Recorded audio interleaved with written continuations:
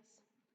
Bueno, como se darán cuenta, el día de hoy no puedo estar en vivo con ustedes, pero les he preparado una serie de videos donde pues estaré explicando los temas correspondientes a esta clase.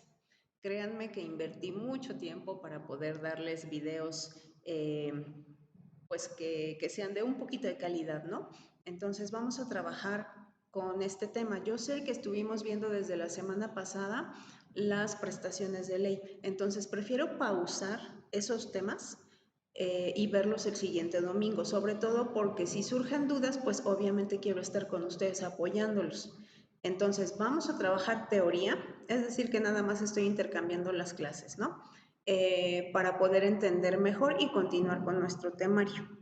Vamos a trabajar el día de hoy con este tema, el derecho y la cultura. Antes de continuar, se me pasaba. Lo padre de trabajar con videos es que si se les va algo, pues pueden regresarle o pueden pausar, pueden hacer sus apuntes y ese tipo de cosas. Entonces, no hay pretextos. Ya les subí la tarea de los apuntes de esta semana, es decir, del día de hoy, y de la tarea que tienen que entregarme para la siguiente, para el siguiente viernes. Entonces, nosotros seguimos trabajando de manera totalmente igualititita, nada más que en esta ocasión, pues la clase viene a través de los videos, ¿no? La verdad es que es una situación extraordinaria, pero al final de cuentas estamos cumpliendo con lo que debe de ser. Bueno, el derecho y la cultura. Aquí vamos a conocer la relación que tiene la cultura, así como la conocemos, nuestras costumbres, tradiciones, fiestas, gastronomía, música, entre otras cosas, con las leyes.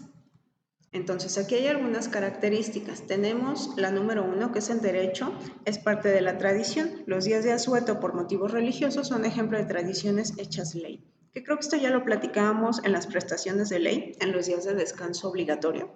Nosotros vimos ya los días que marca la Ley Federal del Trabajo. Entonces, precisamente es eso, nuestra historia a través de las festividades está ahora legislada a través de esos días de descanso obligatorio.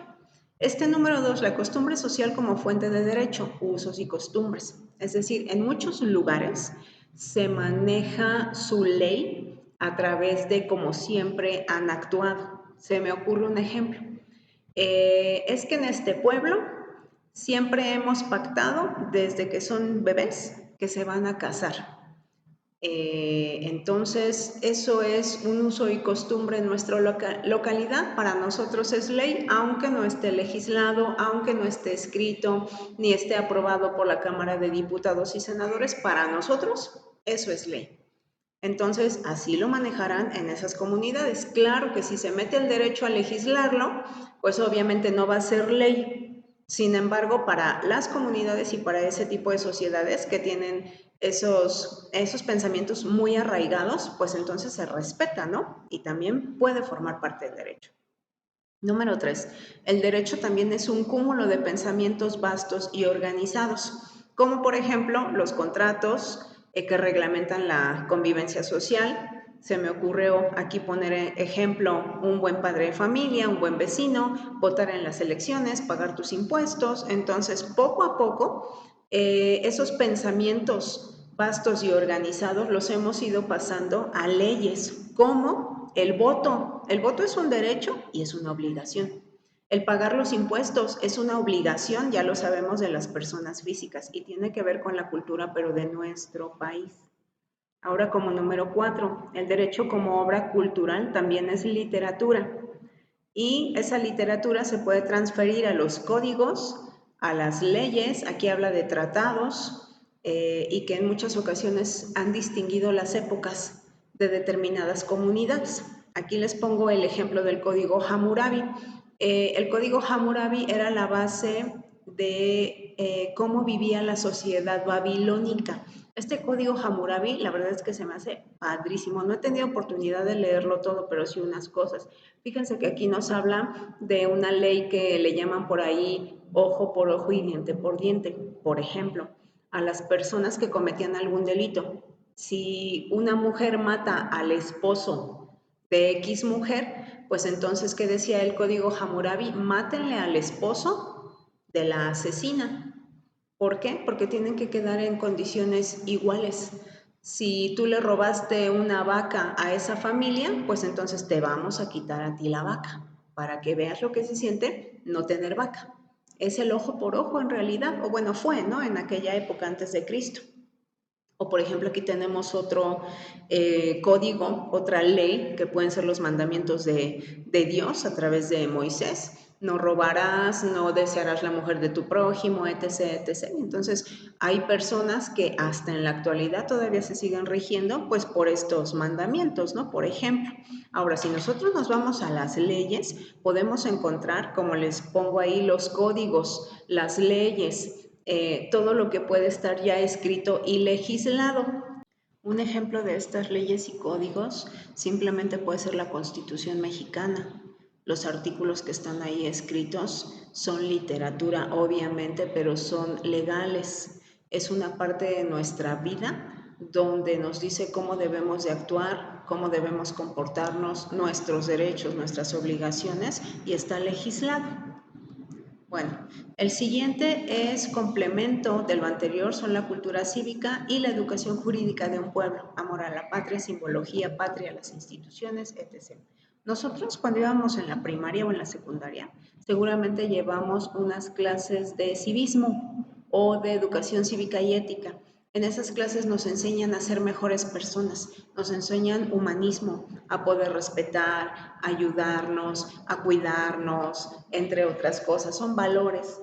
Y también ahí se habla mucho precisamente de esto, el amor a la patria. Ahí nos enseñan el himno nacional, la importancia del escudo nacional y este tipo de cosas. Entonces eso es derecho también, el que nosotros podamos reconocer el fundamento del derecho, que son todos los valores.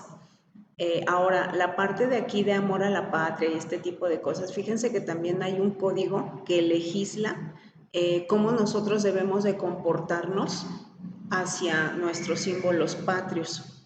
Están legislado. Entonces, lo que yo quiero que ustedes busquen es ahora qué código es el que habla de los símbolos patrios y que me escriban 5 artículos que ustedes consideren importantes sobre cosas que no sabían de las leyes en cuestión de los símbolos patrios. Por ejemplo, yo les doy un ejemplo, valga la redundancia, el traer el escudo nacional en nuestro carro pegado así en calcomanía no se puede, está legalmente prohibido y hay un montón de carros que lo traen, ¿no?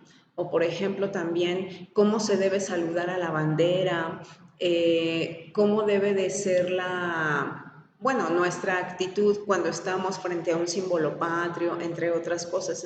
Entonces, primero váyanse a buscar cuál es el código que regula los símbolos patrios y me ponen 5 artículos, por favor, y eso va a ser como a manera de ejemplo. Pueden pausar el video e ir a buscarlo y ahorita continuamos. Bueno, espero que ya hayan buscado lo que les solicité. Vamos al número 6. Un individuo medianamente culto, por otro lado, debe tener un bagaje intelectual, una regular o amplia información jurídica para la vida diaria, cuestiones de ética y ejercicio profesional, reglamentación vial o sanitaria, conocimientos mínimos de leyes fiscales, administrativas, laborales, penales, civiles, constitucionales y de derechos humanos. ¿Qué quiere decir? Que cada uno de nosotros deberíamos de tomarnos el tiempo de conocer un poco sobre los códigos, sobre algunos artículos, etc., que es lo que estamos haciendo con la Ley Federal del Trabajo. Si yo no les hubiera dejado ese trabajo de los artículos, no la conocerían. Si yo no les hubiera dejado ese proyecto, a lo mejor seguiríamos en la ignorancia de todo lo que las empresas no deberían hacernos. Entonces, eso por una parte. Nosotros también deberíamos de meternos al reglamento de tránsito, que es lo que van a hacer en un momentito, les doy indicaciones. Deberíamos de conocer tal vez un poco del Código Civil, tal vez un poco del derecho familiar, si yo me estoy divorciando o si yo tengo esas inquietudes.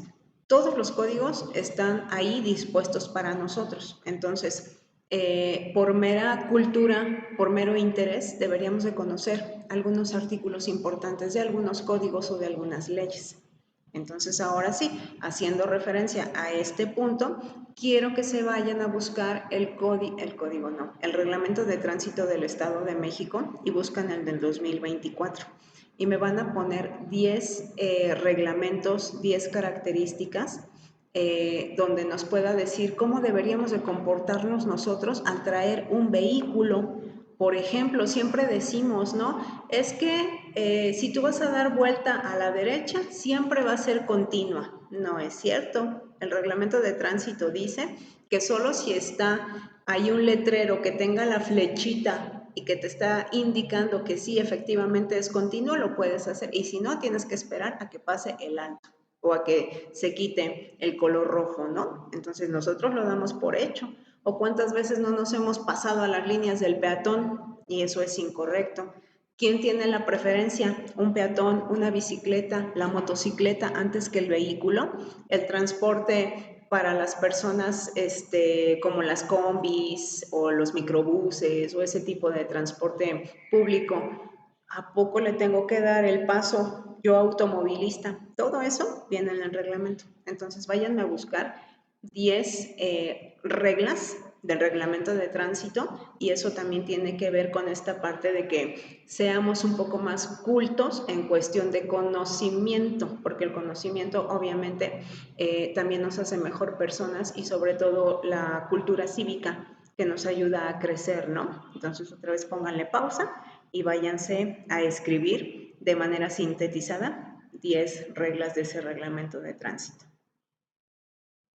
Bueno, y como número 7, tenemos el derecho también como producto cultural, tiene su lenguaje, sus modas, sus mitos, sus leyendas, su picaresca, sus rituales y, un ejemplo, los abogados tienen su vestimenta, su círculo social e inclusive su ubicación geográfica. ¿Qué quiere decir? Que aquellos que van a estudiar derecho, pues obviamente siempre se deben de comportar con las reglas éticas, con las reglas de etiqueta que en este caso la profesión les da. Y no solo los abogados, sino también los médicos, los veterinarios, los psicólogos, o sea, cualquier persona profesionista debe de comportarse como tal, sobre todo cuando está ejerciendo. ¿Cuándo han visto a un abogado en unos juzgados que traiga bermuda, tenis, etc., etc.? Pues no, porque si así lo vemos, ni siquiera nos va a causar confianza.